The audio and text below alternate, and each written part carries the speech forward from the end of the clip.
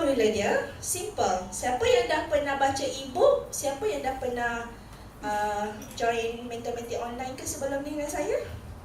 Anyone? Lepas tu menjawab dia laju je. Anyone? E-book? E-book. E-book berapa orang? Nak tengok. Oh, semua dah ada? Oh, bagus. Maknanya nak memperkembaskan formula lah ni. Okay. So, since ramai dah ada e-book, so senang nak tangkap formula ni. Formula asasnya hanyalah F-E-D-S. Tak nak tunjuk you all yang kena ada kat dalam tu kan? F-E-D-S. Tak nak tunjuk dulu, kita lukis dulu kat sini. Formulanya adalah F-E-D-S.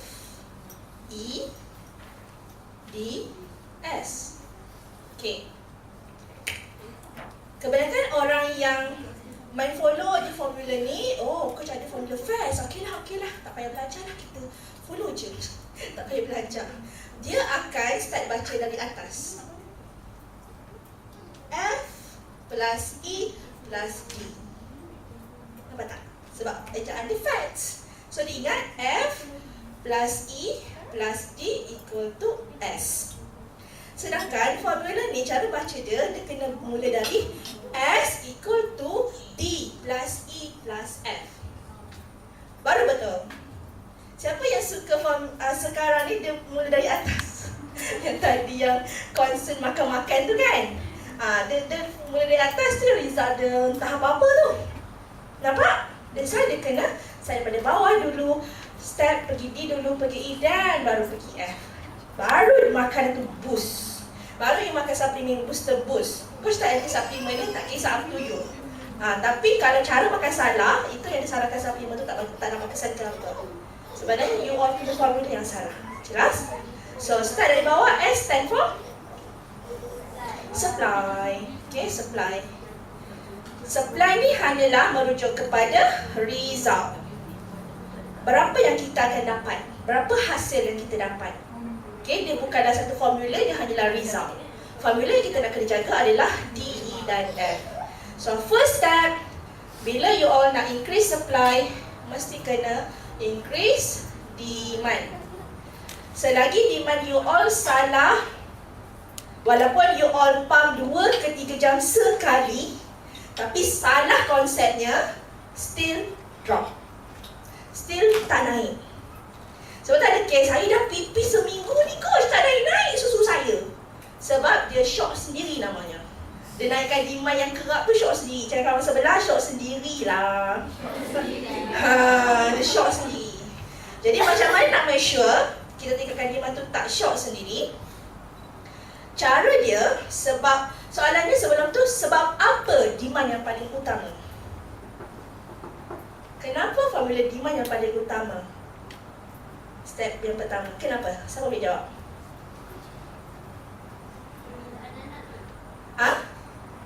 Tak apa, jangan takut, saya tak makan orang. Sebab permintaan. Jadi permintaan tu akan menyebabkan memberi kesan kepada apa? Yes, correct. Kan saya kata bila nak banyakkan susu, bila nak banyakkan barang, tambah production dekat kilang, mesti tambah pekerja dulu. That's why demand yang paling utama, sebab demand yang akan meningkat, memberi kesan kepada prolaktin dalam badan kita. Okay, prolaktin. Nampak? Okay. Cuma ramai yang tak tahu, prolaktin ni dia akan loyal. Dia pekerja tadi kan? Dia akan stay lama dekat badan kita. Dia akan keep on bertambah-tambah dalam badan kita. Kalau apa? Dekat dalam sana, kalau apa agak-agak? Saja je. 5 orang, 50 dah. 50 orang, 56 orang yang tengah view tu, kalau apa? Jawab, kalau apa? You all kat sini pun boleh jawab. Dia akan loyal dan akan setia dengan you all kat dalam badan you all. Dia takkan hilang. Saya takkan merajuk, saya sangat loyal dengan you. Kalau apa? Saya boleh jawab. Itu tak dapat dalam buku. Sebab buku tu adalah my first idea. Siapa-siapa yang baca e-book yang saya yang susu mulai tanpa suplemen tu, itu first idea bila saya create the system. Tapi once saya go through, menyusukan anak kedua, menyusukan anak ketiga, baru saya dapat trace. Oh, dia kena ada something dekat bahagian demand tu kena alert. Emosi tu tak ada kaitan dengan demand. Kalau apa? Dah respon? Tak ada respon. Macam mana? Kalau nak respon, type dekat situ komen. Apa dia? You all komen banyak-banyak apa dia, bagi like banyak-banyak dia baru kau share. Kalau tak kita off, kita respon kat sini je. Sebab nak you all sama-sama belajar tau. Sebab kau consider you all dengan yang ada kat sini belajar sekali. Kat sini, emosi tak ada kaitan dengan demand. Apa dia? Dia cakap timing.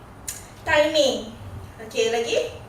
Dah dapat idea sikit, dia kata timing. Okey, lagi? Barisannya produktif akan loyal kalau kita maintainkan demand disiplin pump. Disiplinkan pump itu sikit separuh. Disiplinkan pump tu separuh, tapi ramai orang tak tahu. Siapa kat sini, okeylah terus teranglah. Siapa kat sini, dia pernah pump konsisten, tapi dia perasan susu dia pun drop juga. Siapa ada perasan? Saya pergi office, saya pun macam biasa coach, tapi susu saya drop juga. Kenapa ya? So tanya kawan sebelah, kenapa? Saja je lah yang masa berapa lah jawapan dia. Cepat sikit kan. Saja bagi orang berdebat. Tu tak datang hari ni. Saja. Ya, konsisten. You all pump konsisten. Kalau on time, sharp 5 minit dah sampai jadual. Waktu pump terus je on sharp. Tapi tadi kenapa dia drop? Sebab satu yang saya nak tekankan, dia akan loyal.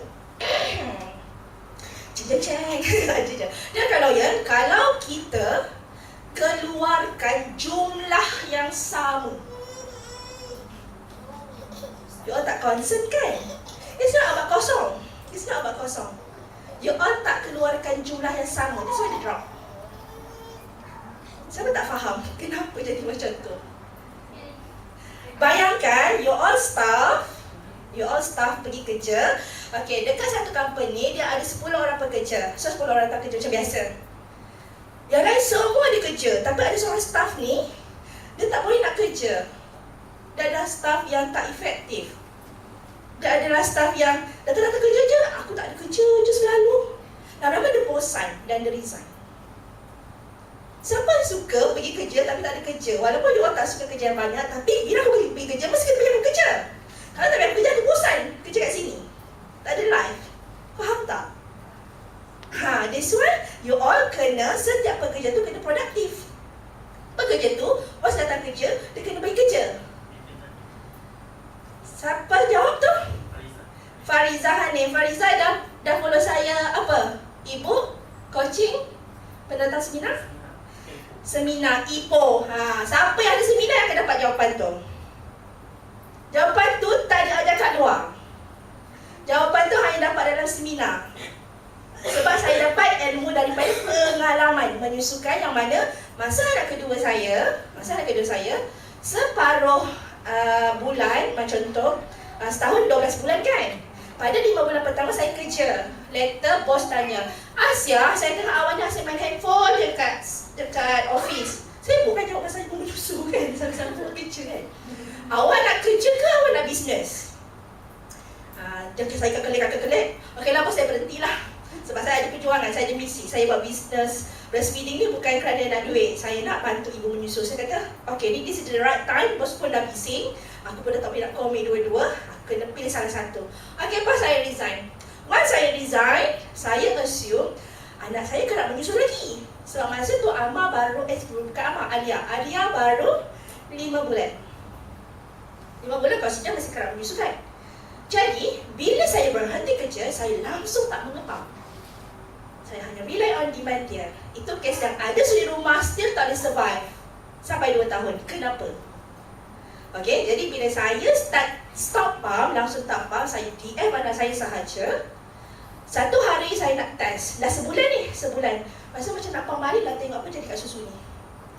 Satu hari selepas sebulan, saya pump balik waktu siang, sama macam saya kerja dulu. Saya pelik, kenapa jumlahnya kurang?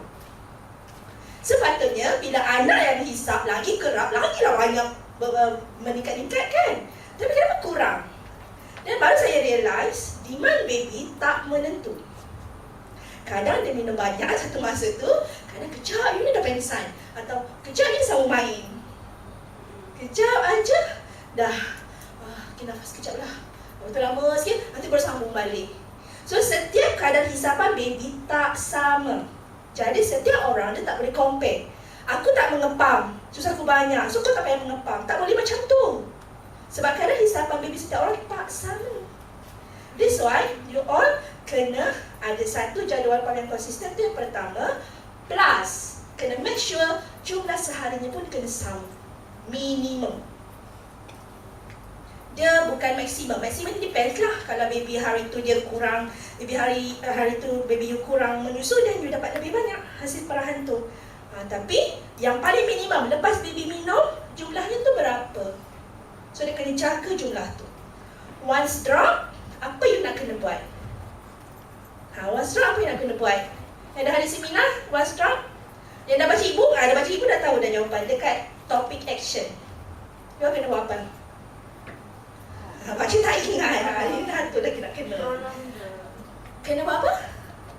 Apa sana? Kena panjangkan. Yes. First, you kena panjangkan lagi masa. Coach, boleh ke pam lama-lama? Nanti tissue press rosak. Dia risikonya habis press saya. Nanti ketawi, lepas-lepas. Gitu tak ada sorry. Okay? Panjangkan masa, dia kena ada teknik lah. Kena tahu teknik power pumping.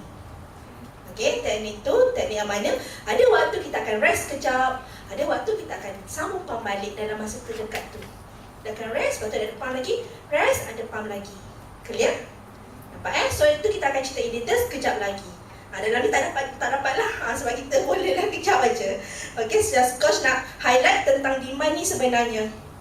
You all yang tak datang seminar hari ni, yang tak jumpa coach secara berdepan, itu yang coach nak highlight sebenarnya. You all tak jaga jumlah perahan minimum. That's why walaupun you all dah pump on time, dah pump consistent, still drop susu tu. Okay, siapa dapat idea? Jadi, satu lagi, salah satu cara untuk cover adalah dengan cara panjangkan masa untuk dapat extra. Lagi satu kena buat apa? Selain daripada panjangkan masa? Comment anyone yang datang seminar? Atau baca e-book? Selain panjangkan masa, dalam ibu tak ada cerita. Dalam ibu just panjangkan masa je. Dalam seminar ada cerita. Coaching, anyone yang pernah join walk-in coaching ke center, saya pergi ke rumah. Sibuk kat makan dia. Pergilah makan lagi biar lemak awak je lebih. Okey. Selain daripada panjangkan masa, sama ada kita tingkatkan masa, panjangkanlah. Satu sesi tu, apa lagi yang boleh nak cover? Kalau contoh hari tu jumlahnya tak sama, macam mana aku nak cover lagi, make sure dia dapat balik jumlah tu? Selain panjangkan masa, think logik. Ya, apa lagi lah. Ni tak, saya sempat 3 kali je coach. Sempat ikut sempat awak, tapi sistem tu awak tak faham. That's why bila you masih lagi degil nak stay dengan bilangan sesi pump tu, dan sesuatunya keep drop, you masih stay lagi dengan bilangan sesi yang sama, dia makin drop. Walaupun you all makan macam-macam. Siapa tak clear lagi? So far clear tak? Clear? Kalau clear, cakap kawan sebelah. Line clear. Dekat dalam tu clear tak? Kalau clear, komen line clear. Okay, ada yang komen? Belum, you all. Line tak kuat ke apa? So far line clear, okay? Line sebab line dia boleh on the spot kalau line kuat.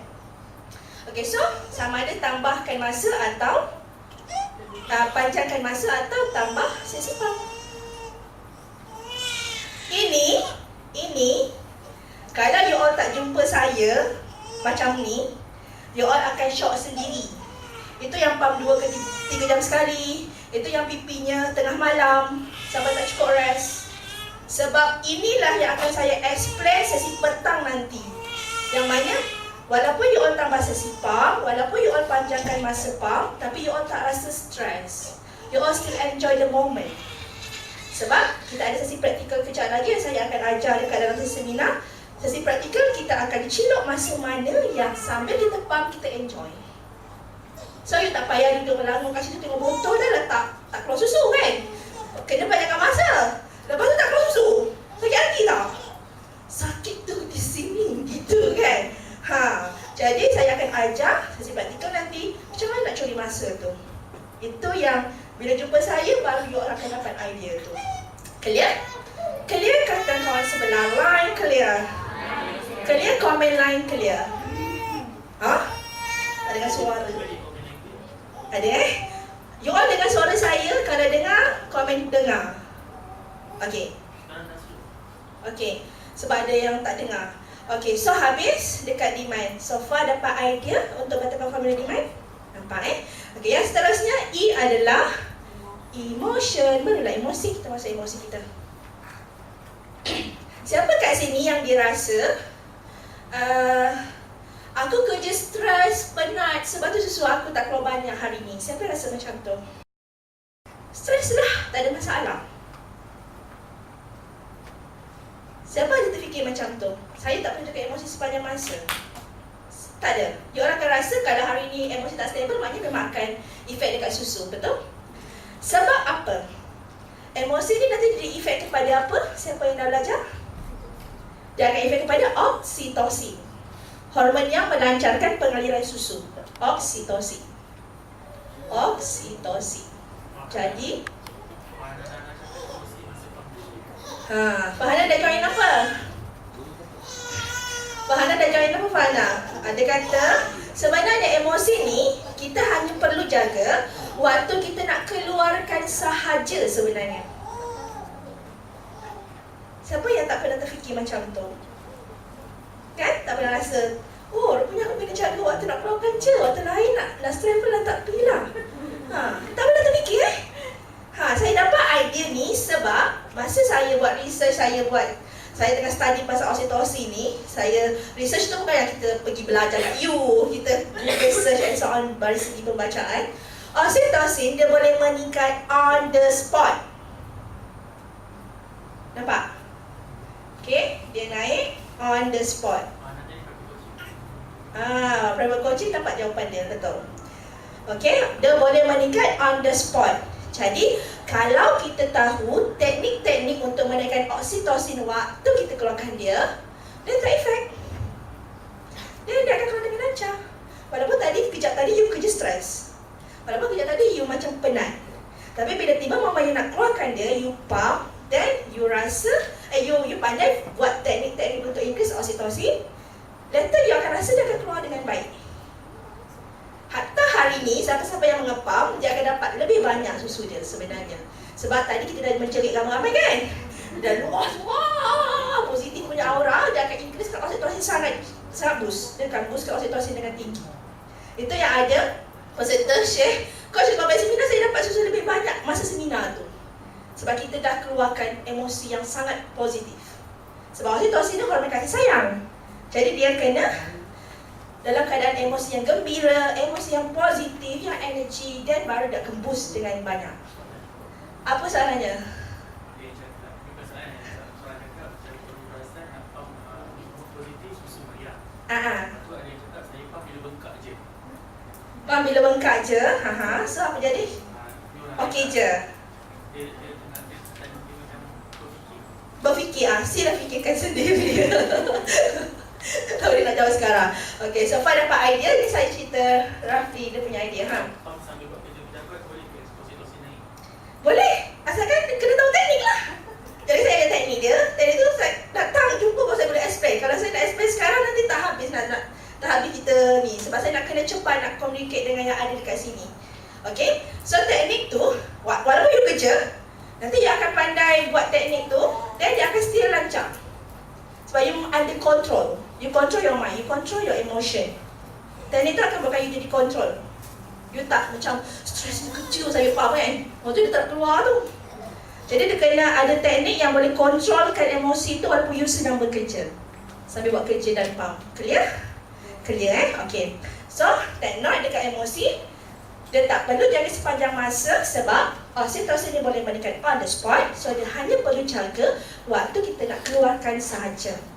Kalau baby direct feed, automatic oksitosin dirembeskan sekali. Sebab hisapan baby akan menenangkan emosi ibu.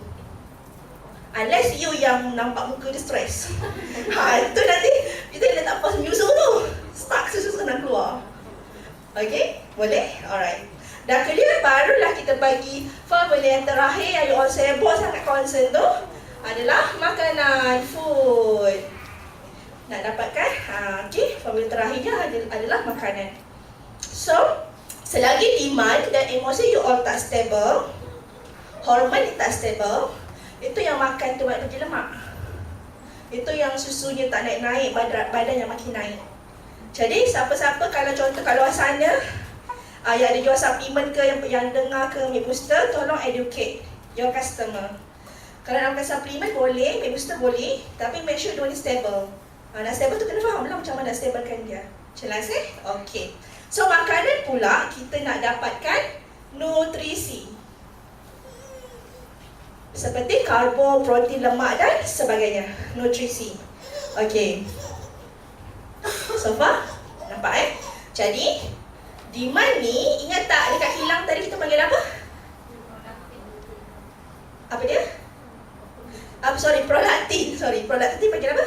Pekerja. Jadi bayangkan, jadual pump you all, demand you all, dia akan efek kepada pekerja.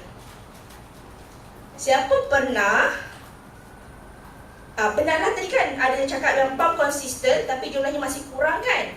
Selain daripada you all tak jaga dekat jumlah minimum tadi, sebenarnya you all salah waktu makan, salah timing makan. Walaupun bilangannya 6 kali sehari, tapi kalau timing dia salah, dia akan pergi lemak juga. Dia tak pergi susu. Siapa yang tak tahu yang tu? Yang lain tahu timing makan akan mempengaruhi penghasilan. Saya dapat idea formula ni bila saya pun on time. Saya makan kerap. Tapi kenapa jumlahnya kurang? Saya dah go through pengalaman tu dan saya buat eksperimen. Okay, kalau aku makan pukul macam ni, apa efek susu aku? Saya dah go through formula ni, saya dah go through buat eksperimen tau. Diri sendiri. Berjaya? Okay, baru saya berani nak share kat orang. Jadi satu hari, saya betulkan balik timing. Dan bila saya jumpa timing yang bila saya makan baru dapat jumlah yang saya nak, dan saya konsisten di timing tu, memang maintain supply. Tapi ada sehari tiba-tiba saya busy, lari balik, jumlahnya kurang. Walaupun you pump on time. Sebab dia efek kepada nutrisi. So bayangkan dekat kilang, prolaktin tadi pekerja, oksitosin tadi apa? Panggil apa? Kenderaan. Okay. So food ni sebenarnya adalah bahan mentah, raw material. Okay, raw material.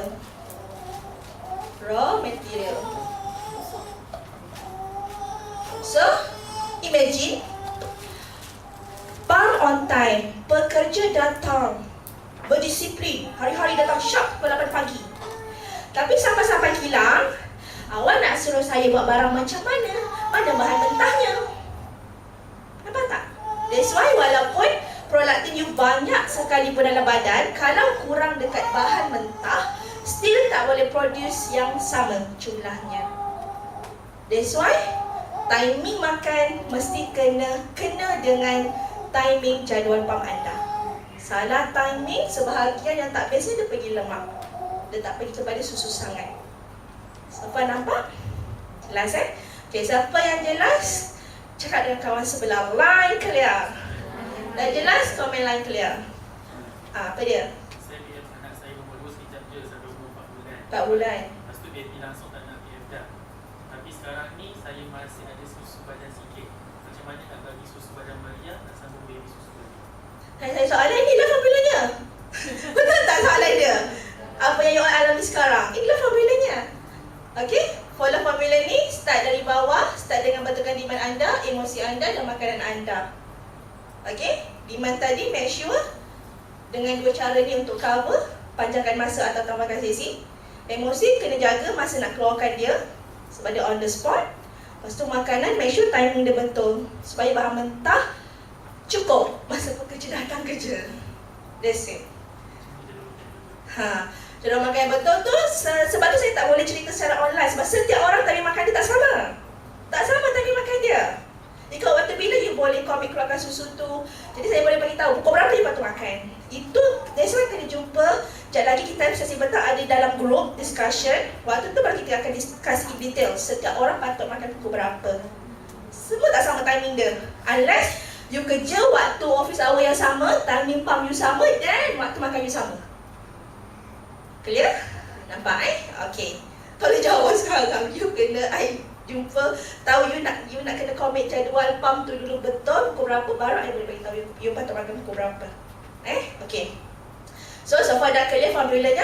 Jadi untuk yang tengah online sekarang, itu saja yang coach nak kongsikan. At least you all faham yang asas. Dan kalau you all masih nak teruskan study sendiri, you all teruskan. Siapa-siapa yang dah ada ibu, study balik topik yang terakhir. Topik yang terakhir apa? Siapa ingat dalam ibu? Ramai dapat ibu tapi tak ingat topik Di situ tau page tu. Formula apa? Sebab dekat ibu sebelum saya explain tajuk, dia ada formula kat depan tu. Apa nama formula tu?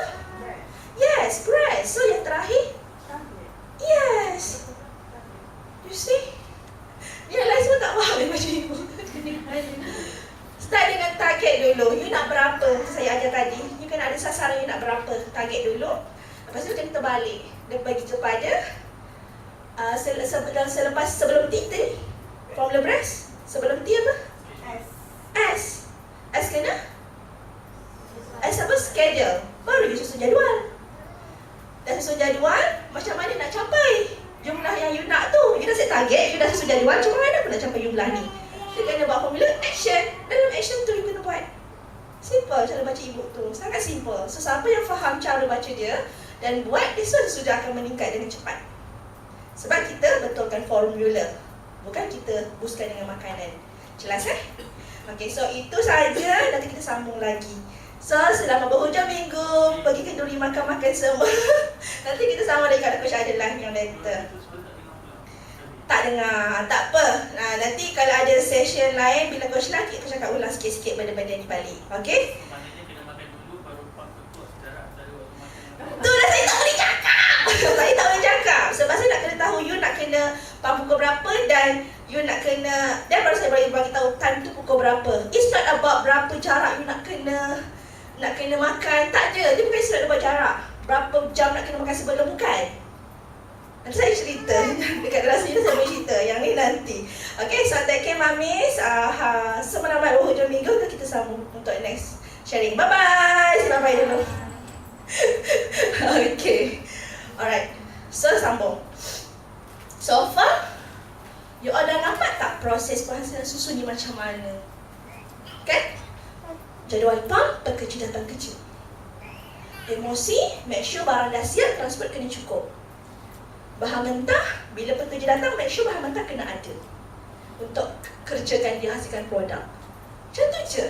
Cuma, hari ni saya ajar macam mana nak detailskan patut pump pukul berapa, setiap orang ikut pekerjaan masing-masing. Okay? So, dah jelas. So, since dah jelas, kita pergi kepada satu persatu topiknya. Okay, kita pergi pada next slide. Okay, yang ni kita boleh laju sebab dia orang tak ada. Okay. So, apa yang saya nak cakap? Bila kita nak tinggalkan supply, demand emosi dan makanan ni, dia kena naik serentak, seiring. Select salah satu hari tu, dia drop balik. That's why nanti you all pelik. Kejap banyak, kejap sikit. Kejap banyak, kejap sikit. Sebab you all tak konsisten, tak seiringkan dia setiap hari. Bila saya faham yang ni, that's why masa saya kerja dulu, saya sangat jaga timing pump, timing makan. Selain daripada timing makan dekat bahagian makanan, sebenarnya you all kena monitor menu harian. Monitor maksudnya, kalau aku makan makanan ni, nanti sesi pump aku jumlahnya sama ke kurang? Itu je nak kena tahu. Kalau sama, maknanya bahan mentah tu cukup lah. Okeylah, boleh teruskan makan. Tapi tiba-tiba satu hari kita tukar menu. Dan bila perah, tak samalah jumlahnya. Walaupun you pump konsisten. Itu maksudnya bahan mentah tu tak berapa nak cukup untuk hasilkan jumlah yang sama. That's why bila dapat makanan yang bila makan kurangkan susu, kena buat apa? Kena teruskan. Janganlah makan. Avoidlah. Ini tak makan kot nafsu sendiri. Sedapnya. Makan lagi syok sendiri.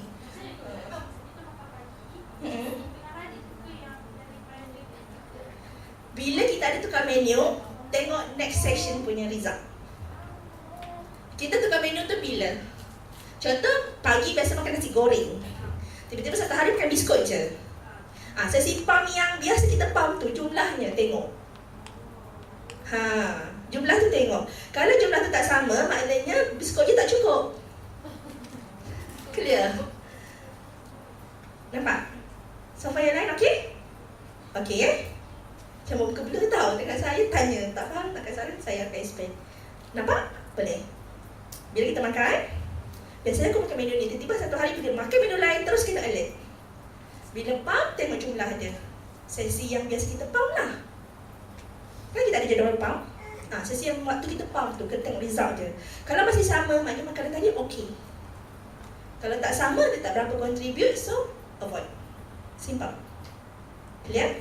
Tapi bahagian topik makanan nanti, pada sesi petang, saya akan highlight majority apa makanan yang kebanyakan ibu ambil, senang dapat bahan. Jadi senang sikit, short list. Follow, dia baru adjust kat makanan-makanan lain. Jelas Okey.